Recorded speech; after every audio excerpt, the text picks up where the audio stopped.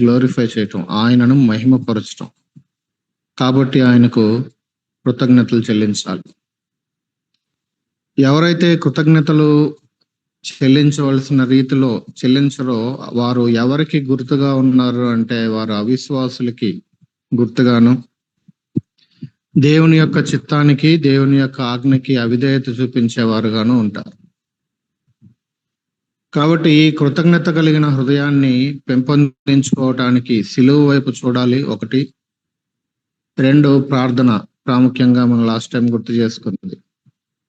ఈ కృతజ్ఞత కలిగిన హృదయాన్ని మనము పెంపొందించుకోవటం వల్ల మనలో గర్వం తగ్గుతుంది, వినయం పెరుగుతుంది,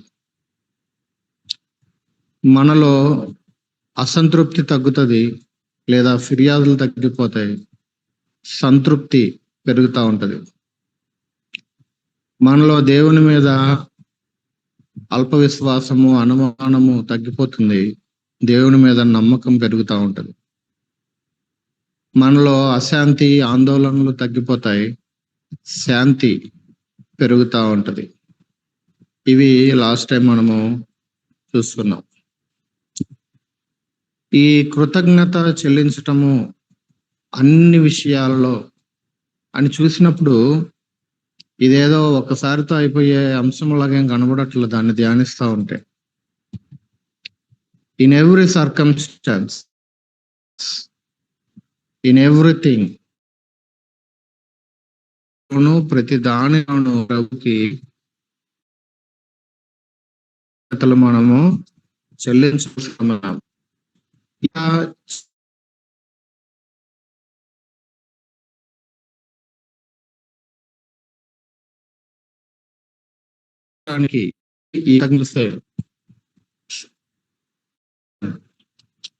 సాధారణంగా మనకి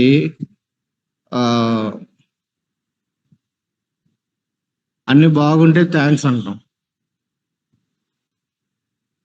బాగున్నాయో లేదో దేని బేసిస్ లో చూస్తాము? కంపేర్ చేసుకున్నప్పుడు. ఒకసారి సమూయేలు మొదటి గ్రంథం 8వ అధ్యాయం తీయండి. చదవక్కర్లేదు కానీ 8వ అధ్యాయం అంతా బహుశా గుర్తుండొచ్చు. సమూయేలు మొదటి గ్రంథం 8 మొదట్లో వాళ్ళు వచ్చంటారు, సమూయేలు ఇజ్రాయెల్ ప్రజలు, అయ్యా నువ్వేమో పెద్దోడివి ముసలోడివి అయిపోయావు, నీ పిల్లలేమో నీలాంటి వాళ్ళు కాదు, కాబట్టి మాకు అక్కడ ఒక మాట 8వ అధ్యాయం 5వ మర్యాద మాకు ఒక రాజు కావాలి, ఒక రాజుని నియమించు, ఆ రాజు మా ముందు నడుస్తాడు, మమ్మల్ని నడిపిస్తాడు, మా పక్షంగా యుద్ధాలు చేస్తాడు, అది ఇదని కొన్ని విషయాలు చెప్తాడు. 10వ వచనము నుండి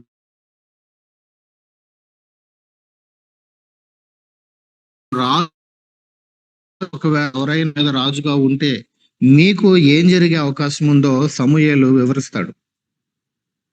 రాజు అయ్యాడనుకో ఫస్ట్ జరిగేది ఏంటంటే మీ పిల్లల్ని పట్టుకొని తన రథాన్ని తోలటానికి, పడుకోవడానికి పని వాళ్ళుగా పెట్టుకుంటాడు. తన రథాన్ని తోలుతారు. కొంతమంది రాజు భూముల్ని దున్నటానికి, మీ కుమార్తెలు అక్కడ వంటలు చేయటానికి రొట్టెలు కాల్చి వారిగా పెట్టుకుంటాడు, మీ ట్యాక్స్ వేస్తాడు. 17వ వచనం. మీరు ఈ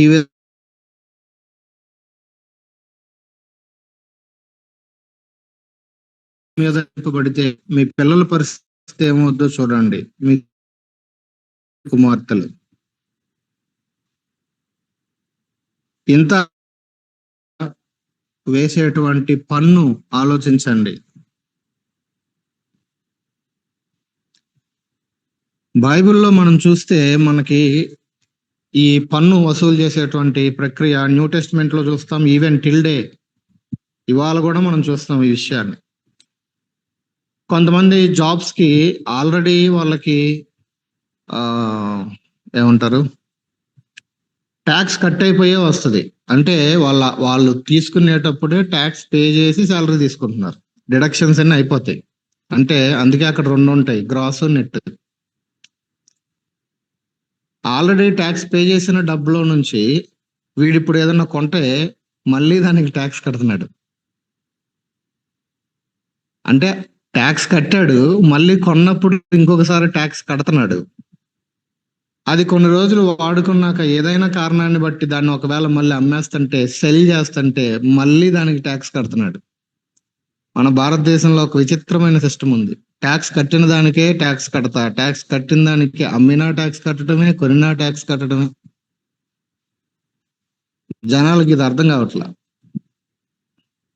మనం అనుకుంటున్నాం బియ్యం ఒక 50 రూపాయలతో కిలో తెచ్చి తింటున్నాము అని. కానీ ఒక ఆయన అనాలిసిస్ చేసి ఆయన చెప్పింది ఏంటంటే, ఆల్రెడీ ఒక్కొక్క కిలో బియ్యానికి మనం 3,000 రూపాయలు కట్టేసాం అన్నాడు. ఈ ప్రాజెక్టులు కట్టడానికి ఇంత పెద్ద పెద్ద వేల కోట్లు ఖర్చు పెట్టి ప్రాజెక్టులు కట్టడానికి, ఎక్కడో ఉన్న నెలని ఇక్కడ దాకా తీసుకొచ్చి వాటిని పారించి నీ పంటకి ఇవ్వడానికి, వాళ్ళ జోబులో డబ్బులు పెట్టట్లేదు, ప్రజల యొక్క పన్నులతోనే అవన్నీ కడుతున్నారు. సో ఆ నీళ్లు తీసుకొచ్చి ఇక్కడ పంట పండించి ఆ బియ్యం నీకు పంటగా వచ్చి నీకు ఇచ్చేలోపు నువ్వు నేను 50 కొంటాను అనుకుంటున్నావు, కానీ నువ్వు ఆల్రెడీ 3,000 రూపాయల కిలోకి పెట్టేసావు అంటున్నాడు. అది ఫ్యాక్ట్. ఈ విషయాల్ని రాజుగా ఒకళ్ళు ఇజ్రాయేలీల మీద నియమించబడక ముందే క్లియర్ గా సమూయేలు ఎక్స్ప్లెయిన్ చేస్తే 18వ వచనం వరకు, మళ్ళీ వాళ్ళు ఏమన్నారో తెలుసా? 19వ వచనంలో, సమూయేలు యొక్క మాట చెవిని పెట్టనొల్లక, అలా కాదు, జనములు చేయు రీతిని మేమును చేయునట్లు మాకు రాజు కావలెను.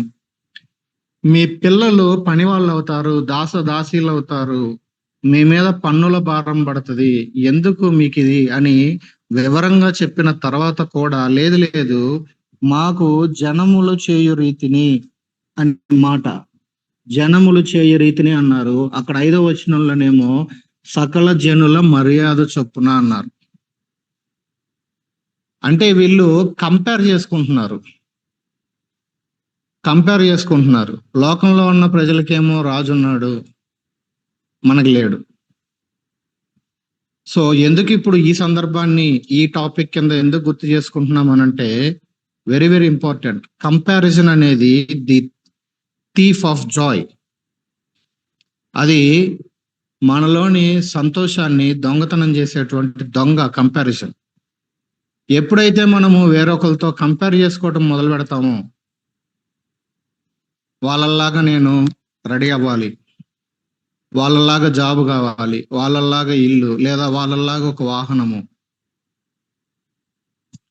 కొంతకాలం క్రితం ఒక తమ్ముడు, ఆయన అప్పటికి వివాహం అవ్వలేదు, ఇప్పుడు అయిందిలే కానీ, ఆ టైంలో వచ్చి ఒకసారి ఆల్రెడీ వివాహమైన ఒక కపుల్ ఉన్నారు, వాళ్ళ వైఫ్ అక్కడ కొంచెం దూరంగా ఉంటే ఆ మీటింగ్ లో ఆ అమ్మాయిని నాకు చూపించి, అన్న నాకు అట్లాంటి అమ్మాయి కావాలన్నా అంటాడు.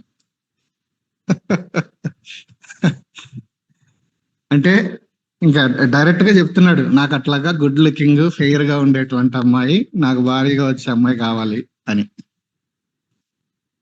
ఎప్పుడైతే కంపేర్ చేసుకోవడం స్టార్ట్ చేస్తామో, నాకు అటువంటి వాళ్ళకి పిల్లలు ఉన్నారు, నాకు పిల్లలు లేరు, వాళ్ళేమో పాపులర్ అయిపోయారు, యూట్యూబ్ స్టార్లు అయిపోయారు, వాళ్ళేమో అందరికీ తెలిసిపోతున్నారు, నేనేమో ఇంత చక్కగా అన్ని నేర్చుకొని అందరికీ బోధిస్తున్నప్పటికీ నేనేమో పెద్ద ఎక్కువ మందికి తెలియదు, నేను ఇంకా పాపులర్ అవ్వలేదు. ఈ టెంప్టేషన్స్ అన్నీ ఉంటాయి. కంపారిజన్ అనేది ఎప్పుడు కూడా చాలా చాలా డేంజర్. అది ఆల్రెడీ ఉన్నటువంటి వాటిని బట్టి ఆనందించనీయకుండా దొంగతనం చేసే దొంగ కంపారిజన్, ఇతరులతో పోల్చుకోవటం. ఇజ్రాయేలీల మీద దేవుడే రాజుగా ఉండి వాళ్ళ యొక్క బాగోగులన్నీ ఆయనే పట్టించుకుంటా, ఆయనే మంచి చెడులన్నీ చూస్తుంటే, వాళ్ళు ఈ రాజుని పక్కన పెట్టి పైన అది దేవుడు అని మాట 6వ వచనంలో, వాళ్ళు నిన్ను కాదు రాజుగా నన్నే విసర్జించారు అని దేవుడే చెప్పాడు సమూయేలుతో. సో ఎందుకు ప్రతి విషయమందు ప్రతి సమయమందు మనము కృతజ్ఞతలు చెల్లించలేము అనంటే, one of the important area. ఎందుకు అంటే, బికాజ్ మనం కంపేర్ చేసుకుంటా ఉంటాం, వాళ్ళతో వీళ్ళతో కంపేర్ చేసుకుంటా ఉంటాం, పక్కన ఉన్నటువంటి వాళ్ళతో, వాళ్ళ దగ్గర ఉన్న వస్తువులతో వాళ్ళకున్నటువంటి జ్ఞానంతో నువ్వు వాళ్ళలాగా పాడట్లేదు, నువ్వు వాళ్ళలాగా బోధించట్లేదు, నువ్వు వాళ్ళలాగా ఇది చేయట్లేదు. దేవుడు నీకు ఇచ్చిన సామర్థ్యం నీకుంటది. అందరూ విలియం కేరీలు కాదు, అందరూ పౌలులు కాదు, అందరూ ఇస్కరియోతు యోధాలు కూడా కాదు.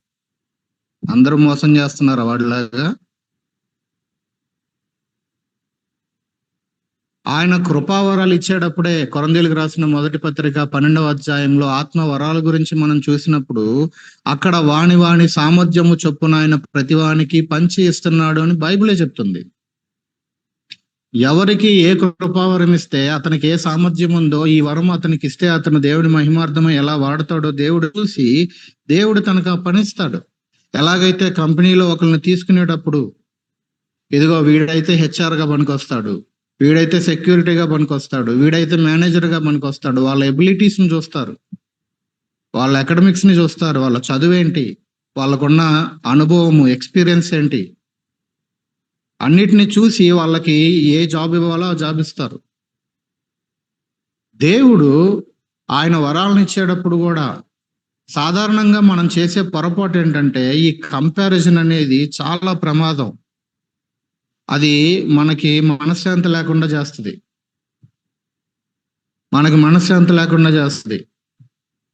ఆ పక్కింటి వాళ్ళు బాగున్నారు, ఈ వెనకింటి వాళ్ళు బాగున్నారు, మా పైన ఉన్న వాళ్ళు బాగున్నారు. చాలా చాలా ఇంపార్టెంట్.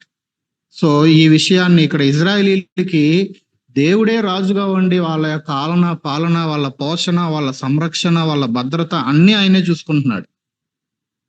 టైమ్లీగా ఏది కావాలో అది ఆయనే ఇస్తున్నాడు. వాళ్ళ మీద ఇక్కడ సమూయేలుని నాయకుడిగా పెట్టి సమూయేలు ద్వారా మాట్లాడుతూ ఆయన వాళ్ళని నడిపిస్తా ఉన్నాడు. అయినా సరే ఇక్కడ వచ్చినటువంటి ఒక సమస్య ఏంటంటే కంపారిజన్. లోక మర్యాద చొప్పున వేరొకళ్ళతో పోల్చుకుంటున్నారు. మాకు కూడా ఆ విధంగానే మా రాజు కుర్చీ కూడా అలాగే ఉండాలి, మా రాజుకు ఉండేటువంటి భవనం కూడా ఇట్లాగే ఒక ప్యాలెస్ లాగా ఉండాలి. ఎన్ని వివరించి చెప్పినా సరే, మీ పిల్లలు బానిసలు అవుతారని చెప్పినా, మీ మీద పన్నులు ట్యాక్సులు పడతాయని చెప్పినా సరే వాళ్ళు మాట వినలా. జనములు చేయ రీతినే మేము కూడా చేస్తాం అని మాట్లాడటం మొదలుపెట్టారు. సో ఎందుకు మనము ప్రతి విషయమందు దేవునికి కృతజ్ఞతలు చెల్లించలేము అని అంటే one of the important area comparison. పోల్చుకుంటా ఉంటాం. దేవుడు రేపొద్దున నిన్ను కానీ నన్ను కానీ లెక్క అడిగేటప్పుడు, ఇప్పుడు తలాంతల ఉపమానం ఉంది. ఒకడికి 5 ఇచ్చాడు, ఒకడికి 2 ఇచ్చాడు, ఒకడికి 1 ఇచ్చాడు. 1 ఇచ్చినోడి దగ్గరికి వచ్చి దాన్ని 2 చేశాడా లేదా అని చూస్తాడే తప్ప నువ్వు ఎందుకురా 10 చేయలేదు అని అడగడు ఆయన. 2 ఇచ్చినోడికి 2 ఇచ్చిన వాడు కూడా 2 చేశాడు కదా, మరి వాడికి కూడా మొదటి ఇచ్చిన వాడికి లాగా 5 తలాంతులు ఇవ్వచ్చుగా. ఎందుకు అతనికి 2 ఇచ్చాడు? ఎందుకంటే వాడు 2టినే డీల్ చేయగలడు, అంతకు మించి సామర్థ్యం లేదు. చివరి వాడికి 1 ఎందుకు ఇచ్చాడు? వాడు అసలు ముందు ఆ 1 తిన్నక చేస్తే చాలు. మొదటి వాడికి 5 ఎందుకు ఇచ్చాడు? వాడు 5 చేయగలడు, ఆ 5టిని 10 చేశాడు. ఎప్పుడైతే మనం ఈ విధంగా పోల్చుకోవటం మొదలు పెడతామో పక్కన వాళ్ళతో, మన జాయ్ అనేది పోతుంది. కంపారిజన్ అనేది భయంకరమైంది. మళ్ళీ చెప్తున్నాను ఆ మాట, కంపారిజన్ అనేది it is the thief of Joy. దొంగతనం చేసేస్తుంది ఆ జాయ్ని. ఇక జాయ్ పోయినప్పుడు ఇక ఎక్కడి నుంచి వస్తుంది కృతజ్ఞత? దేవా నీకు వందనాలు అనడానికి. నేను వాడలాగలేను, వీళ్ళలాగలేను, నా దగ్గర ఇది లేదు అది లేదు అని ఎప్పుడు పోల్చుకుంటా ఉన్నటువంటి లైఫ్ ఉన్నప్పుడు థ్యాంక్స్ అని ఎలా చెప్పగలుగుతాం? ప్రతిసారి కూడా నోరు తెరిస్తే నా దగ్గర ఇది లేదు అది లేదు, నేను వాడలేను వీళ్ళలేను అనే మాటలే వస్తాయి, ప్రార్థనే వస్తుంది తప్ప థ్యాంక్స్ ఎందుకు వస్తుంది అలాంటి హృదయంలో నుంచి, అలాంటి నోట్లో నుండి? సో మనం కంపేర్ చేసుకోవడానికి వీల్లేదు. అందులోనూ ఇజ్రాయేలీలు ఇక్కడ చేసినటువంటి ప్రాముఖ్యమైన పని లోకంతో పోల్చుకున్నారు. ఇది ఇంకా ఘోరమైంది. ఇప్పుడు ఏ పాల్ లాంటి వాళ్ళనో, విలియం కేరీ లాంటి వాళ్ళతోనో పోల్చుకొని అయ్యో నేను వాళ్ళలాగా అంత ప్రయాసపడట్లేదు, నేను వాళ్ళలాగా అంత శ్రమ తీసుకోవట్లేదు, భారం ఎత్తుకోవట్లేదు అని మంచి కొరకైన పోలికను పోల్చుకుంటే పర్వాలా. సో కంపారిజన్ అనేది చాలా చాలా ప్రమాదం. ఇది ప్రతి విషయమందు కృతజ్ఞత చెల్లించనీయకుండా మనల్ని ఆపివేస్తుంది. యేసుక్రీస్తు ప్రభు వారిని ఒకసారి మనం గుర్తు చేసుకుంటే, ప్రభువు ఆయన జీవితంలో మనం గమనిస్తే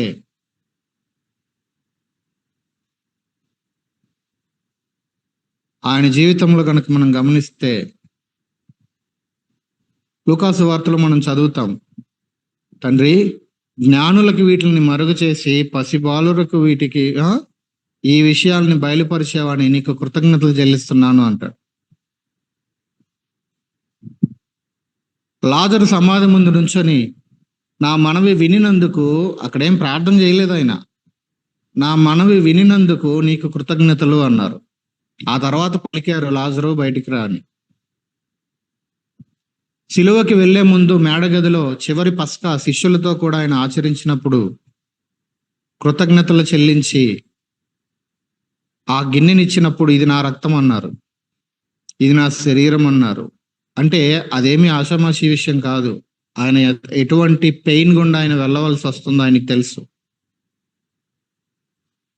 అంతేకాదు 12 గంపలు ఎత్తినప్పుడు 5,000 మందికి పంచినప్పుడు కానీ 7,000 మందికి పంచినప్పుడు కానీ అక్కడ కూడా మనం చూసేది ఏంటి, ఆ ఉన్న కొంచాన్నే పట్టుకొని ఆయన కృతజ్ఞతలు చెల్లించి ఇప్పుడు అందరికీ వడ్డించండి అన్నారు. అందరికీ వడ్డించి కడుపు నిండా తినిన తర్వాత కూడా వాళ్ళు మళ్ళీ 12 గంపలు ఎత్తారంట. ఎందుకు 12 ఎత్తారు? ఎందుకంటే యేసు ప్రభు దగ్గర ఉన్న అపొస్తలులు 12 మంది. ఒకవేళ ఒక 50 మంది ఉండుంటే నేను అనుకుంటాను 50 గంపలు ఎత్తేవాళ్ళు. ఎంతమంది ఉంటే తలా ఒక గంప ఎత్తేవాళ్ళు అక్కడ. ఎందుకంటే ఎంతమంది ఉంటే అంతమంది కూడా అందులో పాలు పొందాలి, అంతమంది కూడా వాడు పట్టుకున్న గంపని వాడు నింపాలి. అప్పుడే అర్థమవుతుంది యేసు ప్రభు యొక్క ఔన్నత్యం ఏంటి అనేది. 12 మంది ఉన్నారు కాబట్టి బహుశా 12 గంపల దగ్గర అయిపోయింది అది. సరే, యేసు ప్రభు యొక్క జీవితాన్ని చూడండి. మినిస్ట్రీలో దేవుడు తాను కొంతమందికి బయలుపరుచుకుంటున్నప్పుడు కృతజ్ఞతలు చెప్తున్నారు. ఆయన పసిబాలురికి బయలుపరిచావు తండ్రి. ఒక డీప్ యాగనీ వచ్చింది, లాజరు మరణం, నా మనవి విన్నావు, నీకు కృతజ్ఞతలు తండ్రి. ఒక ఫిజికల్ నీడ్ వచ్చింది, కడుపుకి ఆకలేస్తుంది, కృతజ్ఞతలు తండ్రి అని పంచిపెట్టాడు. అందరూ కడుపు నిండా తిన్నారు, మళ్ళీ ఎత్తారు. చివరికి వచ్చేసరికి ఆయన శరీరము ఆయన రక్తమునకు సాదృశ్యంగా ఉన్న పస్కాని ఆ మేడగదులు ఆచరించినప్పుడు కూడా కృతజ్ఞతలు చెల్లించి విరిచి కృతజ్ఞతలు చెల్లించి ఆ పాత్రని ట్రాన్స్ఫర్ చేశారు శిష్యులకి. ప్రతి పరిస్థితిలో కృతజ్ఞత కలిగి జీవించటము యేసు ప్రభు తన జీవితంలో ఆయన అదేదో టీచింగ్ లా కాదు, ఆయన జీవించి చూపించారు దాన్ని. ఆయన బోధనలో కానీ ఆయన యొక్క పరిచర్లో కానీ 10 మంది కుష్ఠరోగుల్ని స్వస్థపరిచినప్పుడు ఒక్కడే వచ్చి వెనకొచ్చి థ్యాంక్స్ అని చెప్తే 10 మంది శుద్ధులైరు కారా, మిగతా 9 మంది ఎక్కడా అని ప్రశ్నించారు. ఆయన మన నుండి కోరుకునేది థ్యాంక్స్.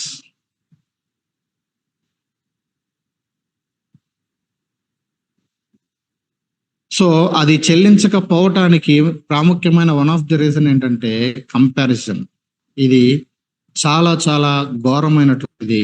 దాంతో మనం చాలా జాగ్రత్తగా ఉండాలి. అంత మాత్రమే కాదు, ఇది దేవుడు మనకిచ్చిన ఆజ్ఞ, ఇది ఆయన చిత్తము అని కూడా మనం గుర్తు చేసుకున్నాం. సో ఈ విషయాన్ని కూడా మనం ఆలోచించాలి. యేసుక్రీస్తు పౌలు ఇప్పుడు యేసు ప్రభు చేశాడంటే ఆయన దేవుడులే అన్నా మన వల్ల ఎక్కడ అవుతుందని ఒకవేళ మనం అనుకుంటే, పౌలు నీలాంటి నాలాంటి మనిషే కదా. ఆయన కూడా దేవునికి ఆయన కృతజ్ఞతలు చెల్లిస్తా ఉన్నాడు.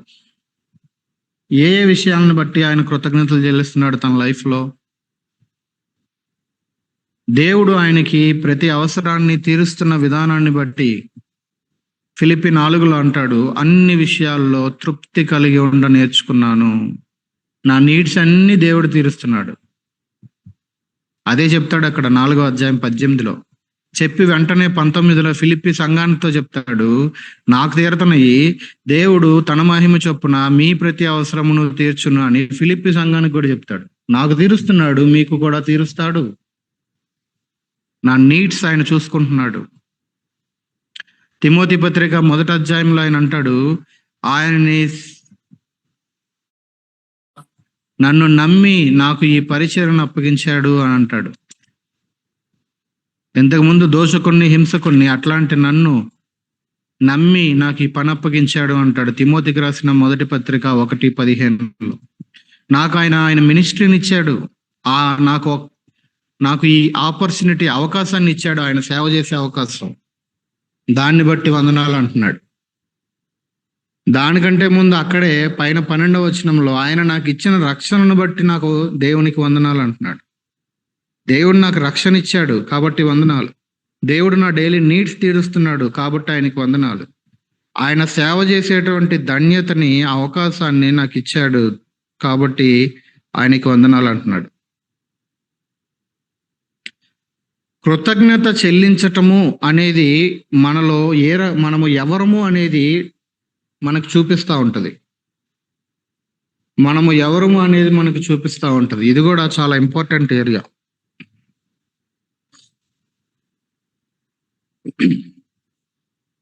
ఫిలిప్పి 4:11 ఆయన అంటాడు, అన్ని విషయాల్లో నేను తృప్తి కలిగి నేర్చుకొని ఉన్నాను అని చెప్తాడు. అదే పౌలు తిమోతికి రాసిన 1వ పత్రిక 6వ అధ్యాయము 6, 7, 8 వచనాలలో ఆయన అంటాడు, సంతుష్టి సహితమైన దైవ భక్తి గొప్ప లాభ సాధనము. గొప్ప లాభ సాధనము. కంపారిజన్ అనేది ఎందుకు వస్తుంది అని అంటే, ఆల్రెడీ మనం కలిగి ఉన్న దాన్ని బట్టి మనకి తృప్తి లేదు. సంతృప్తి ఉంటే మన దగ్గర కొన్ని లేకపోయినా సరే దాన్ని మనం పెద్దగా పట్టించుకోం. అందుకే హెబ్రీయులకు రాసిన పత్రిక 13:5లో మనం చూస్తాము, మీకు కలిగిన వాటితో తృప్తి కలిగి ఉండండి అని చెప్పి వెంటనే అంటాడు, నిన్ను విడువను, ఎన్నడను ఎడబాయను. మనకు ఆ మాట తెలుసు, దానికి ముందున్న మాట చాలా మందికి తెలీదు. ముందేముంది ఇంతకీ? మీకు కలిగిన దానితో, ధనాపేక్ష లేని వారే మీకు కలిగిన దానితో తృప్తి కలిగి ఉండండి. ఎప్పుడైతే దేవుడు మనల్ని ఉంచిన స్థితిలో, దేవుడు మనకి ఇచ్చిన వాటిలో తృప్తి ఉండదో, పోయేది, అసంతృప్తి వచ్చేస్తుంది. అందుకే 30వ కీర్తన 30వ అధ్యాయం సామెతల్లో మనం చూస్తాం, 7-8 వచనాల్లో అగూరు పలుకుతూ అంటాడు, దేవా నాకు లేమిని ఇవ్వద్దు, ఐశ్వర్యాన్ని ఇవ్వద్దు. తక్కువైతే దొంగతనం చేసి నీ నామానికి అవమానం చేస్తానేమో, ఎక్కువైతే కడుపు నిండి దేవుడు ఎవడు అని దూషిస్తానేమో. నాకు ఎక్కువ వద్దు, తక్కువ వద్దు, నాకు ఏ రోజుకి ఆ రోజు కావాల్సింది చాలు అని అన్నాడు. మనకి ఉన్నది సరిపోదు, ఇంకా ఇంకా ఏదో కావాలి, ఇంకా నేను హైట్స్ లోకి వెళ్ళిపోవాలి, ఇంకా నేను ఏదో అయిపోవాలి అనే వైఖరి, అది బాగా మనము డెవలప్ చేసుకుంటా ఉన్నప్పుడు కృతజ్ఞత ఎక్కడి నుంచి వస్తుంది? అవన్నీ లేవు కాబట్టి అసంతృప్తి మనలో తెలియకుండానే లోపల గూడు కట్టుకొని పెద్దగా బిల్డింగ్ కట్టుకుంటుంది. లోపల అసంతృప్తి లోపల మరి ఏలేటువంటి పరిస్థితి ఉన్నప్పుడు ఆ హృదయంలో నుంచి కృతజ్ఞత ఎలా వస్తుంది బయటికి? అగూర్లాగా మనం అడగాలి. 7-8 వచనాలలో 30వ అధ్యాయం సామెతల్లో ఆయన అడిగినట్టుగా, తగినంత ఇవ్వు నాకు చాలు. పరలోక ప్రార్థనలో ఆయన నేర్పించింది అదే, డైలీ బ్రెడ్, ఏ రోజుకి ఆ రోజు అనుదినాహారము. ఏ రోజుకి ఆ రోజు నాకు ఆయన చూసుకుంటాడు అని తెలిసినప్పుడు ఇంకా మళ్ళీ రేపటి గురించి వర్రీ ఎందుకు? ఎందుకు ఈ యొక్క వైఖరి అని అంటే ఇదే సమస్య. అంత మాత్రమే కాదు, పౌలు ఈ థ్యాంక్స్ గివింగ్ అనేది మనకి ఏం చూపిస్తుంది అని అంటే, it reveals our spiritual maturity. మనము నేను ఆత్మీయంగా ఇంకా ఎదగాలి అని మనము ప్రార్థన చేసేటప్పుడు పక్కన వాళ్ళకి ప్రేయర్ పాయింట్ చెప్తాం. ఎదుగుతున్నాము అని అనటానికి ఒక చెక్ మార్క్ ఏంటి అని అంటే, మనము కృతజ్ఞత చెల్లించటంలో ఎదుగుతున్నాము అని అంటే, ఇదిగో సంతృప్తి కలిగి జీవిస్తూ ఉంటాం. అప్పుడు కృతజ్ఞత ఆబ్వియస్ గా బయటకు వస్తూ ఉంటుంది. It shows it reveals our spiritual maturity. రెండవ ప్రాముఖ్యమైనది, it reveals a life that is spirit filled. ఎఫెసీ పత్రిక 5వ అధ్యాయం తీసి చూడండి. నేను వచనాలు తీసి చదివించుకుంటూ వెళ్తున్నాను స్పీడ్గా. మీరు నోట్ చేసుకునే వాళ్ళు నోట్ చేసి ఫాస్ట్ గా తీసి చూస్తా ఉండండి. ఎఫెసీ పత్రిక 5వ అధ్యాయం 18వ వచనం దగ్గర, మద్యముతో మత్తులై ఉండకుడి, దానిలో దుర్వ్యాపారము కలదు, అయితే ఆత్మపూర్ణులై ఉండుడి అని చెప్తూ, ఒకనినొకడు కీర్తనలతోనూ సంగీతములతోనూ ఆత్మ సంబంధమైన పాటలతోనూ హెచ్చరించుచు మీ హృదయములలో ప్రభువును గూర్చి పాడుచు కీర్తించుచు మన ప్రభు అయిన యేసు క్రీస్తు పేరట సమస్తమును గూర్చి తండ్రి అయిన దేవునికి ఎల్లప్పుడూ కృతజ్ఞతాస్తుతులు చెల్లించు. సందర్భం ఏంటో తెలుసా? ఆత్మపూర్ణులై ఉండడి. సో మనము కృతజ్ఞత చెల్లించే వారముగా ఉన్నాము అని అనటానికి మరొక గుర్తు ఏంటంటే, ఒకవేళ అది చేస్తున్నట్లయితే మొదటిది ఏంటి? మనము సంతృప్తిగా ఉంటాము. సో దట్ అది ఏం చూపిస్తుంది అనంటే, మనము మెచ్యూరిటీ వైపు, పరిపక్వత వైపు, ఎదుగుదల వైపు అడుగులేస్తున్నాము అని మనకి చూపిస్తా ఉంది. రెండవది, మనము కృతజ్ఞత చెల్లించే వారముగా ఉన్నట్లయితే గనక అది ఏం రివీల్ చేస్తుందంటే, మనము ఆత్మపూర్ణులము అనే దానిని చూపిస్తా ఉంది. ఆత్మపూర్ణులైనటువంటి వాళ్ళు ఏం చేస్తారని ఇప్పుడు చదివాము. ప్రతి దానిని బట్టి ఎల్లప్పుడూ తండ్రి అయినటువంటి దేవునికి కృతజ్ఞతలు చెల్లిస్తారు. సో ఇది మెచ్యూరిటీని చూపిస్తుంది. ఇది మనం ఆత్మపూర్ణులము అనేటువంటి విషయం మనకు అర్థమయ్యేలాగా చేస్తుంది. అంత మాత్రమే కాదు, అక్కడే ఇప్పుడు మనం చదివినటువంటి 19-20 వచనాల్లోనే మళ్ళీ ఇంకొకసారి చూడండి.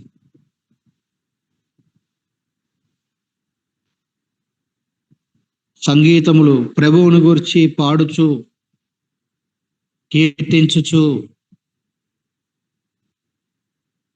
అక్కడ మనకి ఏం కనిపిస్తా ఉంది? ఇంతకీ దేవుని పరిస్థితి ఏదైనా సరే అది ఏం చూపిస్తా ఉందనంటే, it reveals a heart that desires to glorify God.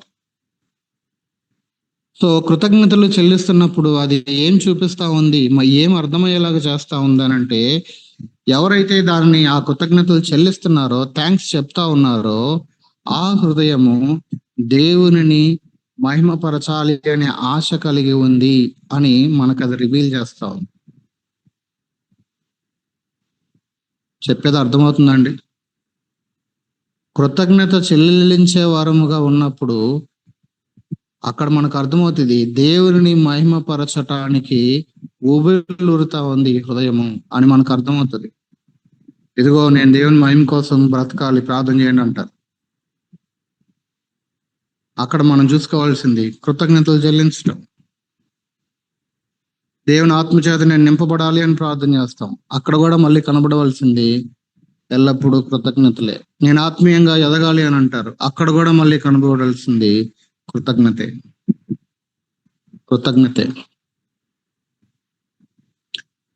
అంతేకాదు, పౌలు ఈయన ఏదో ఆషామాషి వ్యక్తి ఏమి కాదు. ఆయనకి దేవుడిచ్చినటువంటి ప్రత్యక్షతలు, ఈవెన్ ఆయనకి దేవుడిచ్చినటువంటి బర్డెన్స్ ని బట్టి, భారాలను బట్టి కూడా ఆయన దేవునికి కృతజ్ఞతలు చెల్లిస్తా వచ్చాడు ప్రతి పరిస్థితిలో.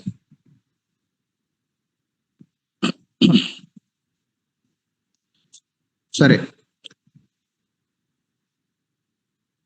ఒకసారి అపోస్తల కార్యాలు 16 దగ్గరికి వస్తే అక్కడ జస్ట్ నోట్ చేసుకోండి చాలు. 16వ అధ్యాయం 16వ వచనం నుండి 30వ వచనం వరకు, పుతోని అనేటువంటి దయ్యం పట్టిన చిన్నదానిని వీళ్ళు బాగు చేస్తే, ఆ బాగు చేసినటువంటి కారణాన్ని బట్టి పౌలు శీలను తీసుకెళ్లి జైల్లో పడేశారు. వీళ్ళు జైల్లో ఏం చేస్తున్నారంట? పాటలు పాడుతున్నారంట, దేవునికి థ్యాంక్స్ చెప్తున్నారంట, పాటలతో ప్రార్థిస్తా ఉన్నారంట, ఖైదీలు వింటా ఉన్నారంట. వాస్తవంగా అయితే వీళ్ళు ఏం చేయాలి? వాళ్ళ మీద వాళ్ళు సెల్ఫ్ పిట్టి చూపించుకోవాలి, వాళ్ళ మీద వాళ్ళు జాలిపడాలి, ఇద్దరున్నారు కాబట్టి పౌలేమో శీల మీద, శీలేమో పౌలు మీద, ఇద్దరు జాలి చూపించుకోవాలి. అయ్యో సహోదరుడా, దేవుని పేరట మనం ఇది పూనుకుంటే మనకి ఎట్లాంటి సంభవించింది అని ఒకళ్ళ మీద ఒకళ్ళు సెల్ఫ్ పిట్టి చూపించుకోవాలి. కానీ వీళ్ళు అలాంటి టైంలో వాళ్ళు దేవుని గురించి పాడటము, దేవునికి కృతజ్ఞతలు చెల్లించటం అనేది. మరొక 3 విషయాలు చెప్తాను. ఇందాక 3 విషయాలు చెప్పింది ఏంటి? ఒకటి, అది మన మెచ్యూరిటీకి గుర్తుగా ఉంది. 2, అది మనము ఆత్మ పూర్ణులము అని అనటానికి గుర్తుగా ఉంది, చూపిస్తా ఉంది. 3, అది దేవుని మహిమపరిచే హృదయము అనేది మనకు అర్థమయ్యేలాగా చేస్తాం. How do we become thankful? ఏ విధముగా మనము దేవునికి కృతజ్ఞతలు చెల్లించే వారంగా తయారవ్వగలము అని అంటే, ఈ 16వ అధ్యాయం 16 నుంచి 30 వచనాల్లో మనం అర్థం చేసుకోవాల్సింది ఏంటనంటే, థ్యాంక్ఫుల్నెస్ ఏం చేస్తుంది, కృతజ్ఞత చెల్లించటము ఏం చేస్తుంది అని అంటే, థ్యాంక్ఫుల్నెస్ చేంజెస్ అవర్ పొటెన్షియల్. మన పొటెన్షియల్ ని మార్చివేస్తుంది. వాస్తవంగా వీళ్ళు ఏం చూడాలి అక్కడ? పౌలు గాని శీల గాని, అయ్యో మేము దేవుని పేరట మాసిదోనియా దేశస్థుడొకడు మాకు సహాయం చేయమని దర్శనంలో కనబడితేనే కదా మేము బయలుదేరి ఈ ప్రాంతానికి వచ్చాం. దేవుని మాట తీసుకునే కదా అడుగులేస్తూ ఇక్కడికి వచ్చాం. అటు వెళ్ళొద్దు అంటే మేము అటు వెళ్ళలేదు కదా, ఇటు వెళ్ళు అని చెప్తేనే ఇటు వచ్చాం కదా, అయినా సరే మాకు ఈ పరిస్థితి ఏంటి అని విషయాల్ని వాళ్ళు వ్యత్యాసంగా చూడటం మానివేసి, ఆ పరిస్థితిలో వాళ్ళు దేవునికి థ్యాంక్స్ చెప్పడం మొదలుపెట్టారు. అందుకనే thankfulness causes us to see what God is doing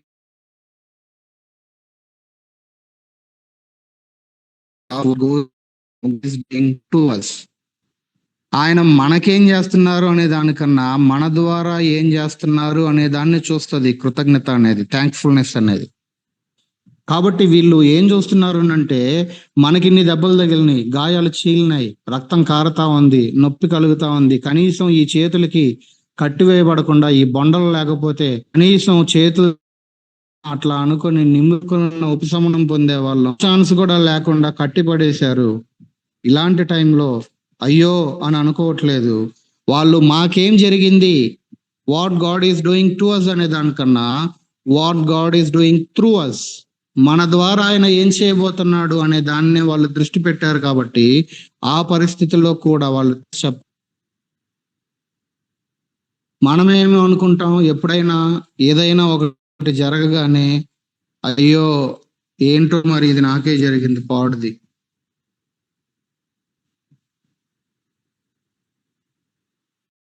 ఏదో దృష్టి పెట్టారు. Very very important, very very important. మీకు ఒక ఇమేజ్ చూపిస్తాను చూడండి. ఏముంది ఆ ఇమేజ్ లో?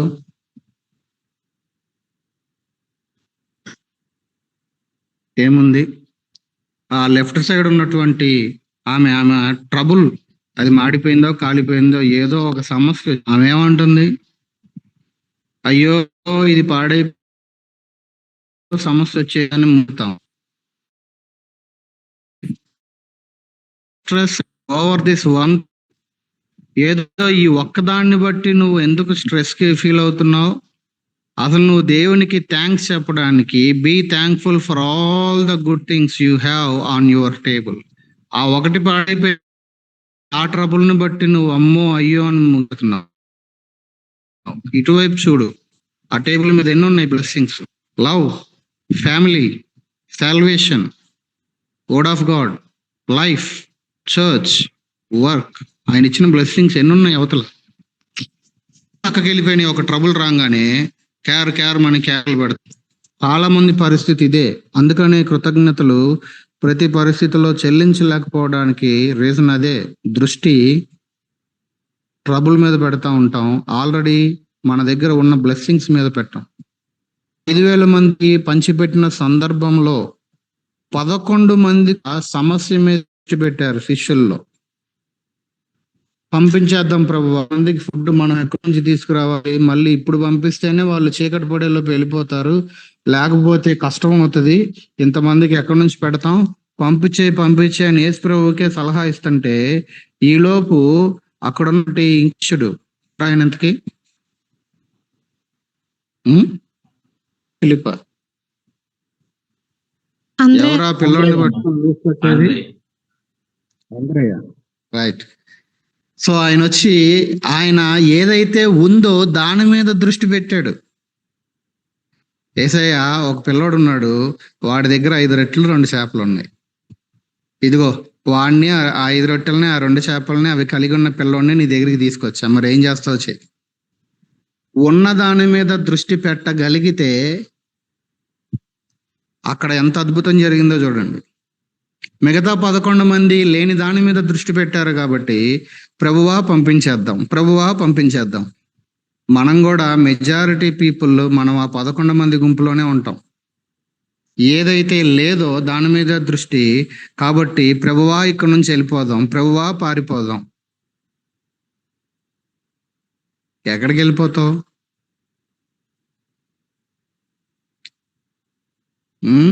ఆ మాట ఎక్కడ ఉంటది? ఒకడు ఎలుగుబంటినో సింహాన్ని చూసి తప్పించుకుని వెళ్ళిపోయాడు అంట. ఎవరికన్నా గుర్తుందా? హెచ్కెళ్ళ అనుకుంటా, హెచ్కెళ్ళ ఇర్మియానా.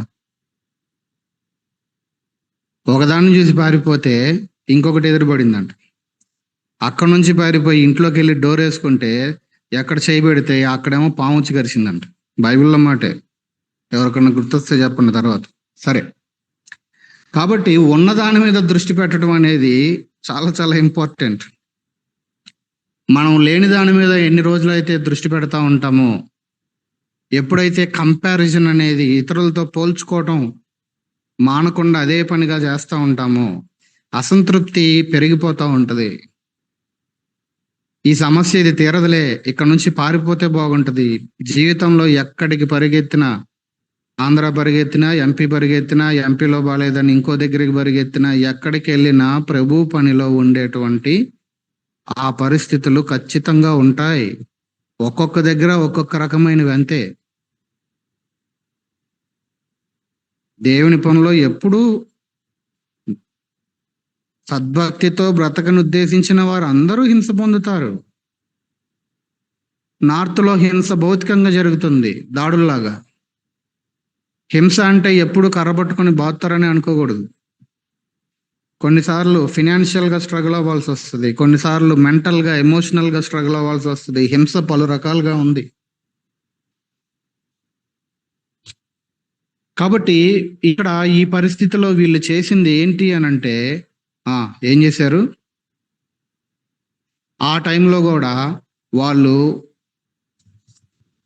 ఏం చేశారు? వాళ్ళు పర్పస్ఫుల్ గా, ఉద్దేశపూర్వకంగా దేవుణ్ణి వాళ్ళు స్తుతించారు. When we're thankful purposefully instead of pitying our self, అది ఏం చూపిస్తుంది అని అంటే ఉద్దేశపూర్వకంగా దేవునికి మనము కృతజ్ఞతలు చెల్లిస్తూ ఉంటే మన మీద మనం జాలి చూపించుకోవడానికి బదులుగా, ఇక్కడ పౌలు శీలలు చేసింది అదే, వారి మీద వాళ్ళు జాలి చూపించుకోవడానికి బదులుగా ఉద్దేశపూర్వకంగానే దేవునికి వాళ్ళు థ్యాంక్స్ అని చెప్తూ ఉండగా అక్కడ అద్భుతం జరిగింది. ఎన్నో రకాల భయంకరమైన క్రైమ్స్ చేసినటువంటి వాళ్ళు రక్షించబడ్డారు.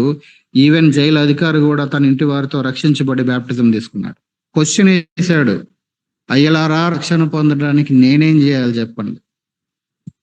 కృతజ్ఞత చెల్లించడంలో ఉన్నటువంటి పొటెన్షియల్ చూడండి. అది ఒక ఇన్సిడెంట్. రెండవ ఇన్సిడెంట్ ఏదైతే మనము ముందు గుర్తు చేసుకున్నామో, తెస్సలోనిక మొదటి పత్రిక 5వ అధ్యాయంలో ఆ 16, 17, 18 మనకు తెలుగులో కలిసి ఉంటాయి. ప్రతి విషయమందును కృతజ్ఞతాస్తుతులు చెల్లించడి అని చెప్పినటువంటి ఆ సందర్భం ఏదైతే ఉందో, మనము పర్పస్ఫుల్లీ దేవునికి ఉద్దేశపూర్వకముగా ఆయనకి కృతజ్ఞతలు చెల్లించటము, ఇది దేవుని చిత్తము. అదే కదా అక్కడ మనం చదివేది, కృతజ్ఞతలు చెల్లించండి క్రీస్తునందు, ఇది దేవుని చిత్తము. అక్కడ ఏం చూపిస్తున్నాము అని అంటే, థ్యాంక్ఫుల్నెస్ చేంజెస్ అవర్ పర్స్పెక్టివ్. మొదటిది థ్యాంక్ఫుల్నెస్ చేంజెస్ అవర్ పొటెన్షియల్, రెండవది థ్యాంక్ఫుల్నెస్ చేంజెస్ అవర్ పర్స్పెక్టివ్. మన దృక్కోణాన్ని మార్చేస్తా ఉంది. ఏంటంటే ఇక్కడ నేను దేవునికి కృతజ్ఞతలు చెప్తాను, ఎందుకు అనంటే నా దృక్కోణం ప్రకారం అయితే నేను చెప్పడానికి లేదు, కానీ దేవుని దృక్కోణం ప్రకారం నేను ఖచ్చితంగా థ్యాంక్స్ చెప్పాలి, ఎందుకంటే ఇది దేవుని చిత్తము కాబట్టి. అక్కడ అక్కడేమో నా మీద నేను జాలి చూపించుకోవటం నా కూడా ఇది చెయ్యాలి అని వాళ్ళు పనికి పూనుకుంటే, ఇక్కడ నా చిత్తము కాదు నీ చిత్తమే అని పరలోక ప్రార్థనలో చెప్పినట్టుగా ఇక్కడ నేను థ్యాంక్సే చెప్తాను తప్ప మరొకటి చెయ్యను. నా చిత్తము కాదు నీ చిత్తమే అంటున్నాడు. అంటే ఏమైంది? తన యొక్క పెర్స్పెక్టివ్ చేంజ్ అవుతా ఉంది. థ్యాంక్ఫుల్నెస్ దాన్ని చేంజ్ చేస్తుంది. మార్పు అనేది అక్కడ కలుగుతుంది. మరొక సందర్భాన్ని గుర్తు చేసుకుంటే రోమపత్రిక 8వ అధ్యాయంలో 28, 29, 30, 31 వచనాలలో చూస్తే 28 మనందరికి ఫేవరెట్. మేలు కలుగుటకే సమస్తము సమకూడి జరుగుతాయి అనేటువంటి ఆ మాట. ఆ వెంటనే 29లో అంటాడు, ఏంటి దేవుని యొక్క పర్పస్ ఏంటి అని అంటే, మనము తన కుమారునితో సారూప్యము గలవారము అవ్వాలి. అది దేవుని యొక్క ఉద్దేశం. అందుకే ఆయన ఎవరిని ముందుగా ఎరిగాడో, ఎవరిని ఏర్పాటు చేసుకున్నాడో, ఎవరిని రక్షించుకున్నాడో, చివరికి వాళ్ళని మహిమపరిచెను అనే ఆ మాటలన్నీ అక్కడ చూస్తాం. లిస్ట్ తెలిసిందే కాబట్టి చదవక్కర్లేదు, తీసి చూడండి అట్లీస్ట్ కళ్ళతో. అంటే దేవుని ఉద్దేశం ఏంటి? కేవలం మనం రక్షించబడటం మాత్రమే కాదు, మనము యేసుక్రీస్తు ప్రభు యొక్క రూపంలోనికి, ఆ జ్యేష్ఠుడైనటువంటి ఆయన రూపంలోనికి రావాలి. 29వ వచనం ప్రకారం. సో మూడవది థ్యాంక్ఫుల్నెస్ మనల్ని ఏం చేస్తుంది అంటే, థ్యాంక్ఫుల్నెస్ చేంజెస్ అవర్ పర్పస్. మన ఉద్దేశాన్ని కూడా చేంజ్ చేస్తుంది. నేను నా కోసము నా ఇష్టం వచ్చినట్టు బ్రతకడానికి కాదు, నేను ఒక ఉద్దేశం కొరకు బ్రతకాలి. ఏంటి ఆ ఉద్దేశం అంటే, యేసు ప్రభు రూపంలోనికి నేను మారాలి.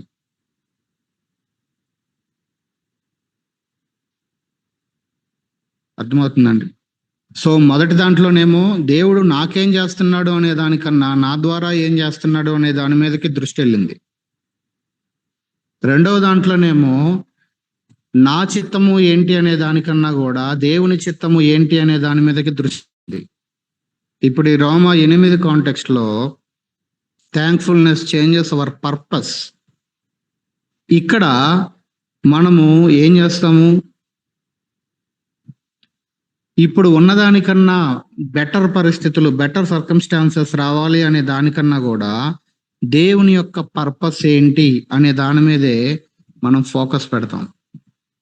అందుకని అప్పుడే మనము పర్పస్ఫుల్లీ వెల్కమ్ చెప్తాము. దేవా, నా జీవితంలో మీరు పనిచేసి తద్వారా యేసు ప్రభు రూపంలోనికి నన్ను మార్చండి అయ్యా.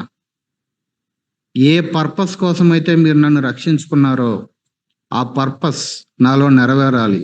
ఎంతమంది మనం ఈ మాటతో ప్రార్థన చేస్తూ అడుగుతున్నాం మన డే టు డే లైఫ్లో, ప్రభువా నన్ను యేసు ప్రభు రూపంలోనికి ఏ ఉద్దేశంతో అయితే మీరు రక్షించుకున్నారు అని మీరు చెప్పారో రోమా 8:29 ప్రకారం, ఇదిగో ఆ కుమారుని స్వరూపంలోనికి నేను మారాలి అని మీ ఉద్దేశం అని నాకు వాక్యమును బట్టి అర్థమవుతా ఉంది. ఆ పర్పస్ ని మీరు ఫుల్ఫిల్ చేయండి, మీరు నాలో పని చేయండి ప్రభువా. అర్థమవుతుందండి? సో ఈ కృతజ్ఞత కలిగి ఉండటము అనేది మన పొటెన్షియల్ని, మన పెర్స్పెక్టివ్ని, మన పర్పస్ని మారుస్తుంది. ఇవి ఆలోచిస్తుంటే కృతజ్ఞత కలిగి ఎంత ఇంపార్టెంటో అర్థమవుతా ఉంది. ఎందుకంటే మనందరికీ సామర్థ్యాలు ఉన్నాయి, పొటెన్షియల్స్ ఉన్నాయి. ఆ పొటెన్షియల్ ని దేవుడు యూజ్ చేసుకోవాలి అని అంటే కృతజ్ఞత అనే కళ్ళజోడు ద్వారా ఆయన వైపు చూడాలి. మన కళ్ళు ఆయన మీద పెట్టాలి. ఈ కృతజ్ఞత అనేటువంటి లెన్స్ ద్వారానే మనము చూడటం స్టార్ట్ చేసినప్పుడు మన దృక్కోణము, మన పెర్స్పెక్టివ్ చేంజ్ అవుతుంది. కృతజ్ఞత అనే అర్థంలో నుంచే చూడటం స్టార్ట్ చేసి అది ఆయన పర్పస్ అని మనకు అర్థమవుతున్నప్పుడు వచ్చేటువంటి ప్రతి పరిస్థితిని పౌలు వలె, శీల వలె, అది భౌతికమైన దాడైనా, హింస అయినా, బొండలు వేసి బిగించటమైనా, జైల్లో పడవేయటమైనా, అది ఏ పరిస్థితి అయినా సరే సంతోషంగా వెల్కమ్ చేస్తారు. ఈవెన్ వాళ్ళు హతసాక్షులు అవటానికి కూడా మనము క్రిస్టియన్ హిస్టరీని చూసినా, లేకపోతే భక్తుల బయోగ్రఫీస్ చూసినా, అంత ఈజీగా ఎట్లా పోయి ప్రాణం పెట్టారు వీళ్ళు అంటే వాళ్ళ యొక్క పర్స్పెక్టివ్ గాడ్లీ అయిపోయింది. వాళ్ళ పొటెన్షియల్, వాళ్ళ పర్పస్ వాళ్ళకి అర్థమైపోయింది. చాలా సార్లు మనం మాటలు మాట్లాడతాం, వల్లి వేస్తాం. చిన్న ఇష్యూ వస్తే చాలు మన భక్తి బయటపడిపోవడానికి.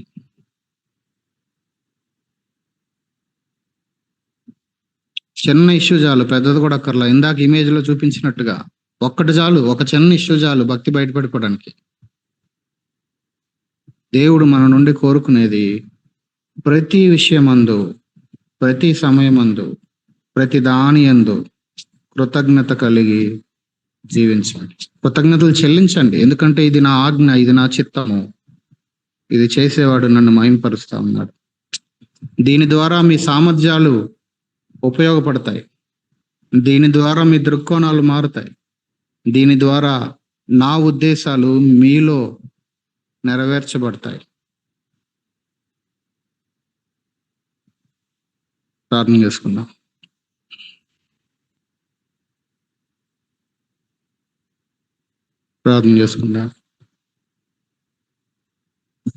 యథార్థంగా మనల్ని మనం పరీక్షించుకుందాం. ఎందుకు కృతజ్ఞత చెల్లించలేకపోతున్నాం? కంపారిజనా? మళ్ళీ నేను చెప్పేది వినొద్దు, గుర్తు చేస్తున్నాను అంతే. అందరం ప్రార్థన చేద్దాం. కంపారిజనా? దాన్ని బట్టేనా కృతజ్ఞతలు చెప్పలేకపోవటం? అసంతృప్త? ఉన్నదాంతో తృప్తి లేదా? అందుకేనా ఆయనకి థ్యాంక్స్ చెప్పలేకపోతున్న? దానికి ఆటంకం ఏంటి?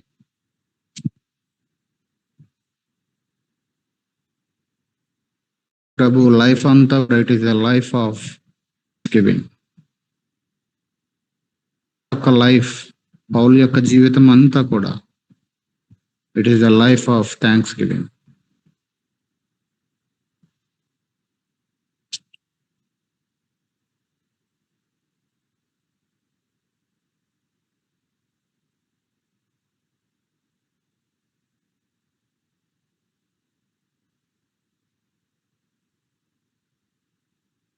ప్రభువా, ప్రతి పరిస్థితిని దైవికమైన దృక్కోణంలో చూసే కన్నులు మాకు దయచేయండి అయ్యా.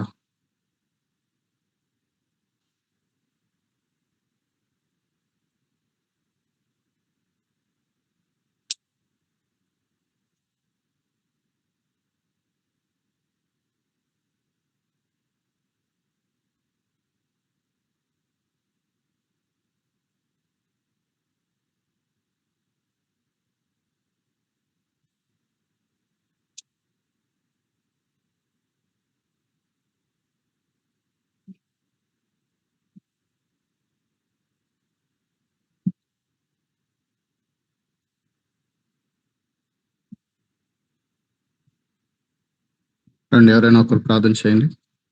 దీని వాక్యంతో ప్రార్థన చేసుకుని ప్రభుకు సమర్పించుకుందాం. ఒకరు చేయండి.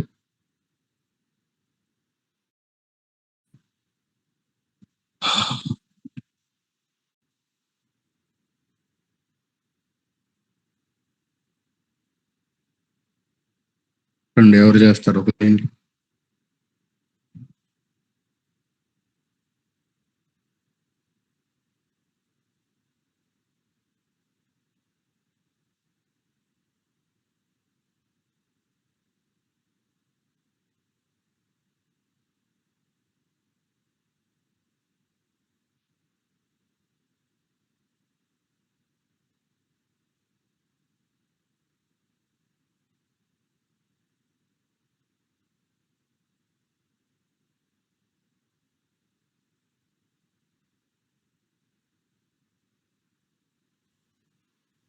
తండ్రి, జీవాధిపతి, నిన్న నిరంతరం ఒకటే రీతిగా ఉన్న ప్రీపర్లకు ప్రభావ నీ ఘనమైన ఉన్నతమైన శ్రేష్టమైన నామాన్ని బట్టి తిరిగి పాద సాన్నిధ్యానికి నీ బిడ్డలైన వారితో కలిసి ప్రభావ తండ్రి ప్రార్థించుకున్నటకు ప్రభావ నీ యొక్క భాగములను వినటకు ఇచ్చిన కృపను బట్టి స్తుతిస్తా వస్తున్నాను. అయినా నమ్మదగిన దేవుడిగా ఉంటూ మా జీవితాల్లో ప్రభానైనా ఇటు స్థితి గల వారి ధన్యులు. యెహోవా తమకు దేవుడు కలిగిన జన గుంపులో నాకు దేవుడిగా ఉన్నందుకు స్తుతిస్తున్నాను. ప్రతి విషయంలో కూడా కృతజ్ఞతాస్తుతులు చెల్లించి దేవా, ఆయన ఇతరులతో ఒప్పుకోకుండా అవును ప్రభా, ఆయన పౌలు భక్తుడు, ప్రభా నైనా భక్తుడు, ఆయన తండ్రి నాయన క్రీస్తుని పోలి నడుచుకోమని చెప్పారు ప్రభా. నాయన తండ్రి, ఆయన నీ యొక్క భక్తు ఆయన యుగమైనటువంటి మాకు దృష్టాంతములుగా ఎంతో మందిని మా ముందు ఉంచినారు, నిర్లేఖన భాగం ఉంచినారు. ప్రతి విషయంలో దేని గురించి చింతపడకుండా ప్రతి విషయంలో ప్రభువనైనా తండ్రి మీ కృతజ్ఞతాస్తుతులు చెల్లించాలని మీరు ప్రభువనైనా చెప్పారు. వల్ల ప్రభు ఎన్ని లాభాలు ఉంటాయో వలన ప్రభువనైనా మేము ఎన్ని ఆశీర్వాదాలు పొందుతాము. ఒకవేళ ఆలస్యమైనప్పటికీ ఆశీర్వాదాలను గ్రహించే దేవుడు. ఎందుకంటే ప్రభా మా ఆశ్రయదుర్గము ఆయన మా ప్రభా తండ్రి ప్రతి చిన్న విషయం కూడా ఆయన నమ్మకంగా ఉంటూ ఆయన మీరు ఇచ్చినటువంటి ప్రతి ఈవిని బట్టి ప్రతి మహోపకారమును బట్టి నాయన మీరు ఇచ్చినట్టు ఈ ప్రాణమును బట్టి ఈ జీవమును బట్టి ప్రభా మీరు ఇచ్చిన రక్షణ బట్టి ప్రభా దినదినము నాయన మాకు సూచున్నటువంటి ప్రభా కనిపించకుండా తెలిసి తెలియకుండా ప్రభా ఎన్నో మేలు చేస్తా ఉన్నారు. మేము నిద్రపోతామేమో కానీ మా దేవుడు కూడా నిద్రపోడు ప్రభా. నాయనా తండ్రి ఆకాశం ముందు నీవు తప్ప మాకెవరున్నారయ్యా ఈ లోకంలో నాయనా మీరుండగా లోకంలో ఏది కూడా మాకు అక్కర్లేదని దావీదు ప్రభా నైనా తండ్రి గొప్ప అనుభవములతో చెప్పాడు ప్రభా. అవును ప్రభా నయనంలో ప్రభా నాయన ఉన్నారంటే ధైర్యంతో చిన్న విషయాన్ని కూడా నాయన కృతజ్ఞత కలిగి జీవించడానికి కృపను అనుగ్రహించండి. నా మట్టికైతే నైనా అడుగుతా ఉన్నాను, సహాయం చేయండి. అయినా తండ్రి ఆ ఆత్మను ప్రభానైనా నేను తండ్రి ఎక్కడికక్కడ ప్రభానైనా నైనా ఆత్మ అర్పకుండా వెలిగించుకోవడానికి నీ యొక్క వాక్యంతో నైనా బలపరుస్తున్నామని అడుగుతా ఉన్నాను. సహాయం చేయండి, కనికరించండి, కృప చూపించండి. మీరు ఇచ్చినటువంటి లేఖన భాగమును బట్టి అయా హెచ్చరికలను బట్టి నేను స్తుతిస్తూ ప్రభానైనా ఘనపరుస్తూ ప్రభానైనా నాకు ఖచ్చితంగా ప్రభానైనా విశ్వాసాన్ని ప్రభానైనా పెంపొందించే దేవుడని నమ్ముతూ నా ప్రభు నా ప్రియ రక్షకుడైన యేసు అతి పరిశుద్ధ నామం నా స్తోత్రించి ప్రార్థించి అడిగి వేడుకుంటున్నాం తండ్రి, ఆమేన్. ఆమేన్. రండి చివరిగా ప్రార్థన చేసుకుందాం. పర్సనల్ పాయింట్స్ రెగ్యులర్ గా చేసే